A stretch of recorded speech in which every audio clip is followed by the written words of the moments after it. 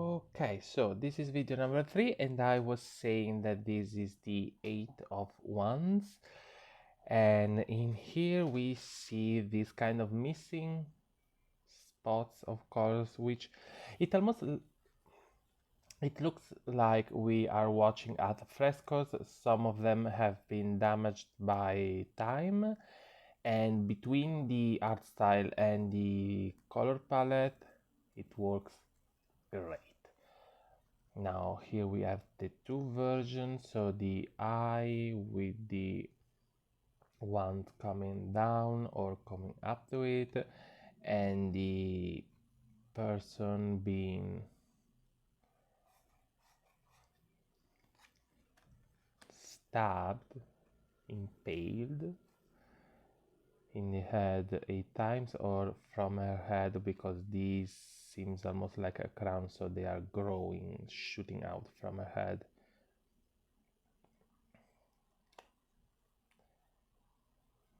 It's another funny one. The 9 of Wands, the 10, the Page,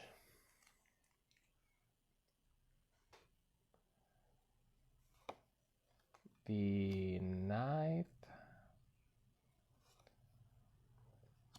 the Queen, the King. Oh my god, you guys. Okay, so yes, he has a bunch of scars on his body. He has glowing yellow eyes. Almost looks like a sort of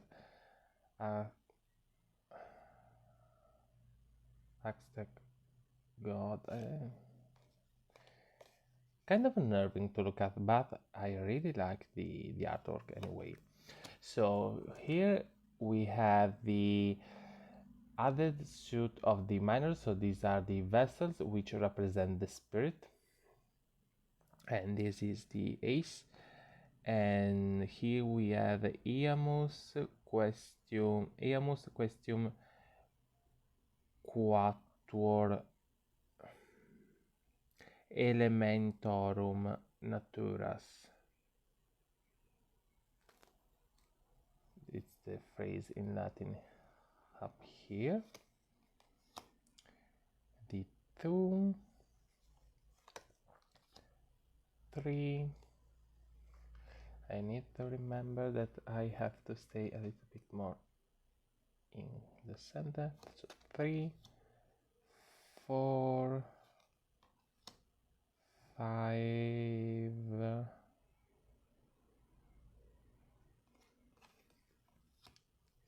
6, 7, 8, 9, 10, the Page, the Knight, the Queen, and the King.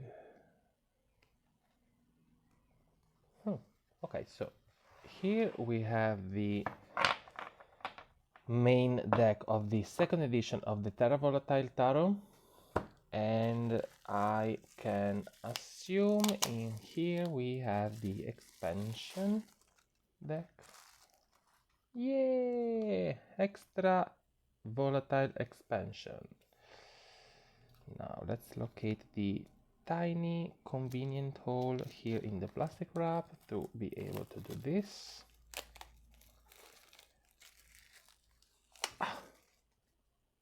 You're free, you're free. Once again, I'm doing this sort of thing in 3 videos, but it's just one continuous video because I don't know how to edit my videos. I don't want to edit my videos because it's like a reality, okay? For me it's a sort of a diary, and for you it's a way to see how I actually behave, I actually interact, how I actually handle things. It's not a polished sort of advertisement for what I do and how I do it. So we have in the expansion chaos, this very dark, okay, it's a lot brighter here in the camera rather than in person, but I mean not a lot, but it's grayish, while in person it's more almost gray brown, so it's kind of more difficult to see it on the black, but here we have it. Yeah, this. Okay, so this is the alternative to some of the cards on in the primary deck. And here we have the Alchemist as an alternative for the Magician because it has the number 1. And yeah, 2 goats.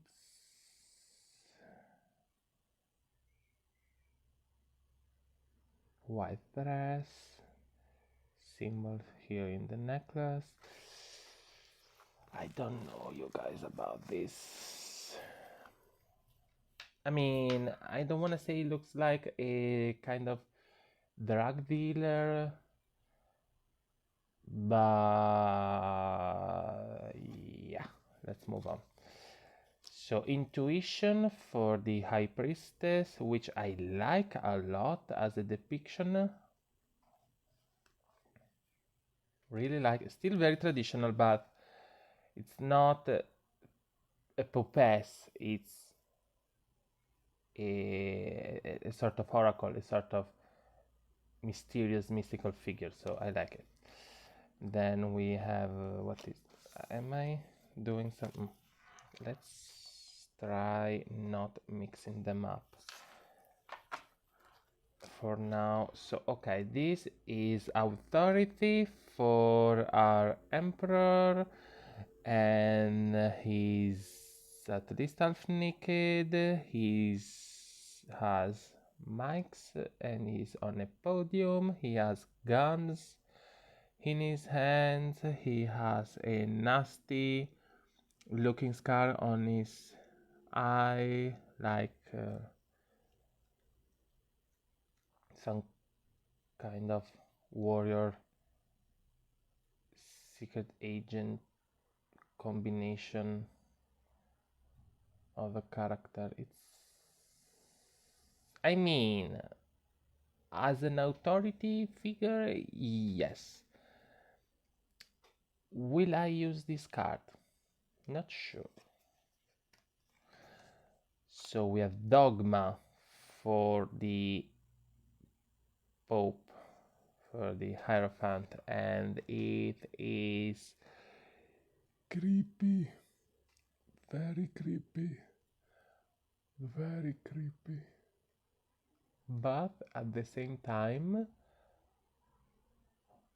really my vibe for that card, because that's more how I see the Hierophant, honestly, rather than like I have to force myself to see it as a positive figure because I still haven't found a way to connect his light or positive message with another of the major arcana.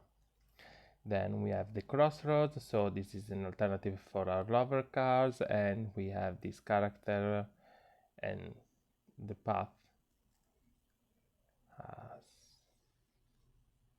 puts him in front of a choice, them, him, her, them, in front of a choice, so it works. Determination. So the alternative for the Chariot, we have a chimeric flayed demonic underworldly horse and a character with another hidden character behind his back that's forcing him to look at the skull Or maybe he has 4 arms, but he's not exactly consciously controlling all 4 of them. I can understand if this spot is actually another face, so these 2 arms are of this figure behind, while his arms are just these 2. But this is nice. The truth. So the different version of our justice card. We have an Egyptian looking character with giant scales behind them, a tiny person, maybe a soul considering it's without color, and then the feather, so there is the weighting of the heart traditionally in Egyptian mythology and religion. And then we have Egyptian scriptures and the statues of 2 Egyptian gods. There is a sword, and there is this sort of what is it? A dragon, a crocodile. It could be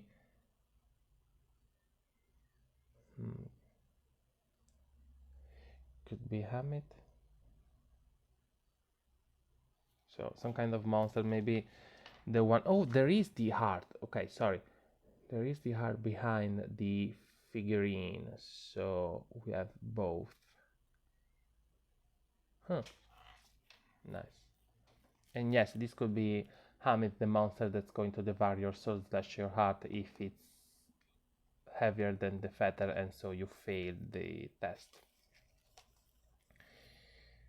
Then we have the Hermit with soul searching. I like it, but I don't like the tiny head, like it's their own head in there like this.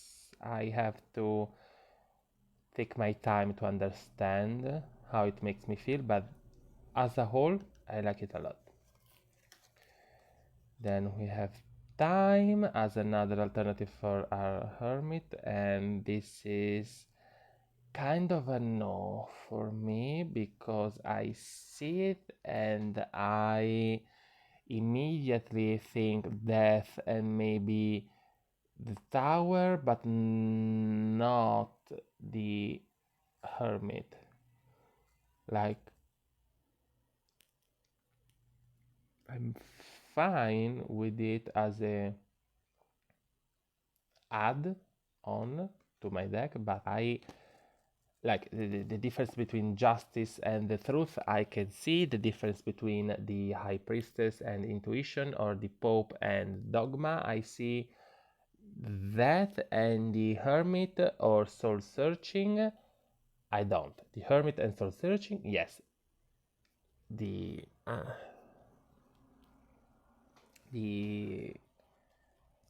this time, I mean time and the hermit, yes, but Kronos devouring his children as an alternative for the hermit kind of leaves me, huh. Fortuna as an alternative for our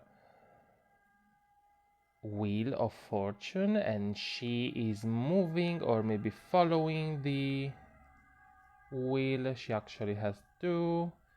She's moving between weapons and shields. There are money. She's dropping monies and crowns from her hand. She has a veil kept in 2 hands. She has a lightning, fiery energy in another. So more active, more you are creating your fortune, while the other one was a more regular.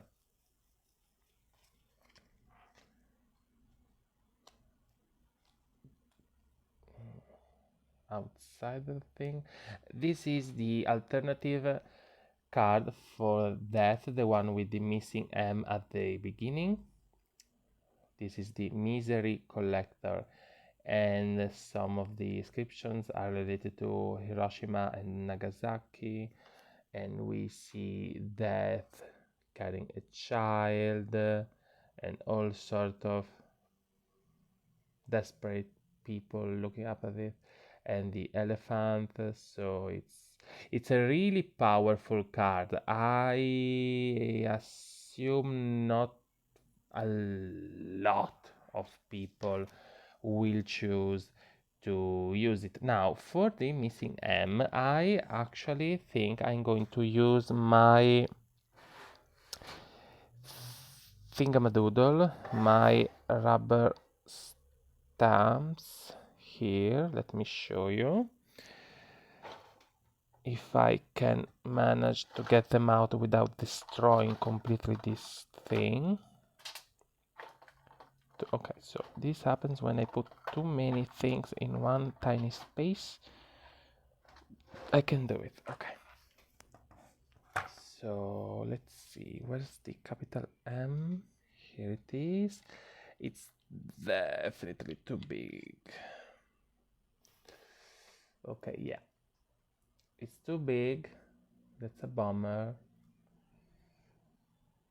But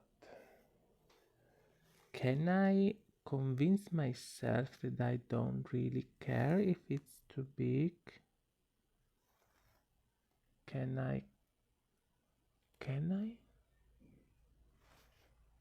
I think I can. I think I will. Like, seriously, 0 F's given.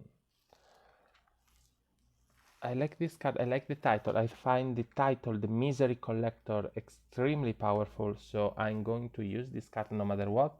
But I already know I'm going to be distracted by the missing M. And I have no intention of cutting this deck. So that's getting an M added, and it's going to be bigger than the other letters because this is death, this is the Misery Collector, and it's a big thing, and the M is big. It's going to be big. We have art, as in the great art, the Magnus Opum, alchemy for temperance. So we have her combining water and fire in her cauldron. She's green and sort of using a red thing containing water, which should be blue. Fire is fiery looking, so orangey, yellow. This is nice. And we have Torment for another version of our devil, and this is a scary one because this is a more fallen angel like depiction of the devil. They have wings and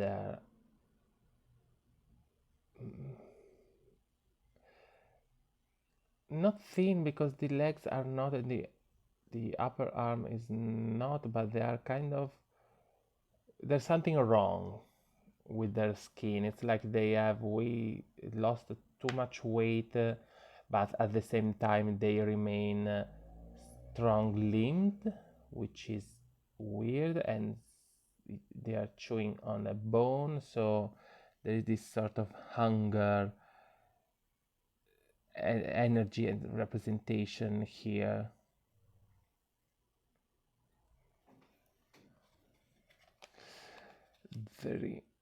So this is the 17, so is it the,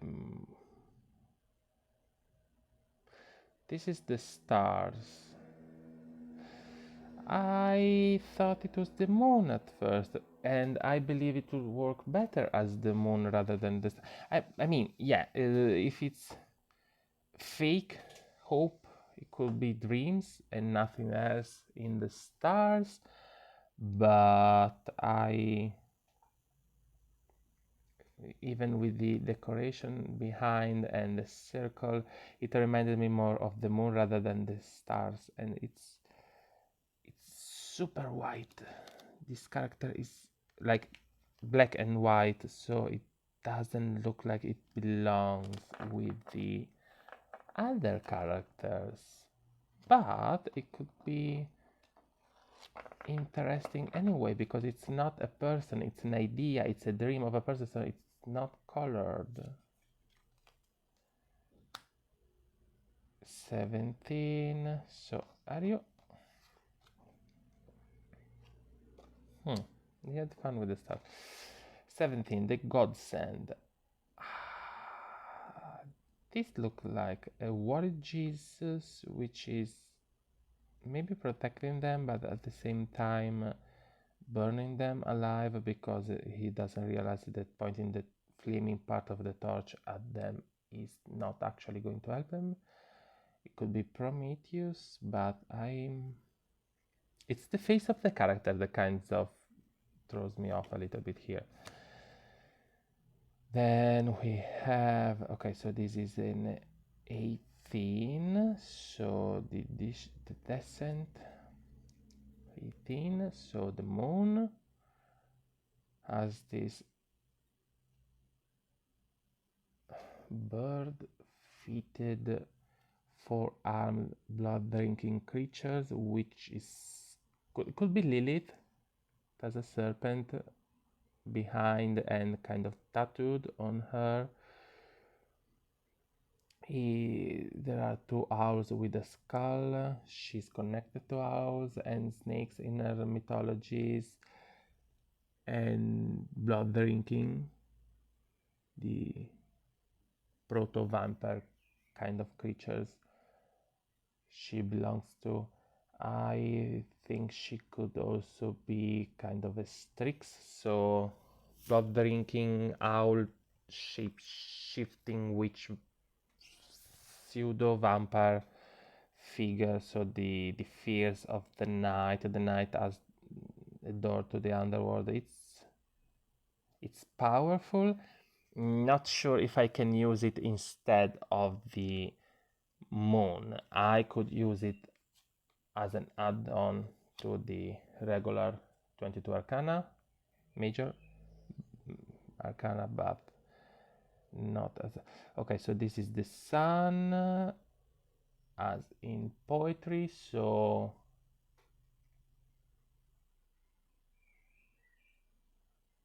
yes, so a sort of sun god figure, Helios, Apollo character with the animals and the harp, so the music, again the connection to poetry. He is that in his mythology. Then we have Apotheosis 20. So this is an alternative to the Judgment card, and we have a Jesus without the cross, but being kept in the cross kind of position by two angels, or maybe he's kind of descending from the heavens and they are helping him. And on the ground it seems like there are a bunch of people, dead bearded people with thorn crowns. So is it the true Jesus coming to save the other fake Jesuses? This is trippy. I love it because it is trippy in a way that kind of makes me wonder and reason, but it also kind of makes sense on a primal sort of level, at least for me, with the Christian background at the very beginning of my life. But this is nice. I think I would prefer to use this rather than the Judgment with the Lamb of God, the Jesus face thingy at the top. This is another version of the Three of Cups. This is a Six of Cups I can get behind. So, okay, this I like. This is another Nine of Cups. Looks like sort of a Buddha character.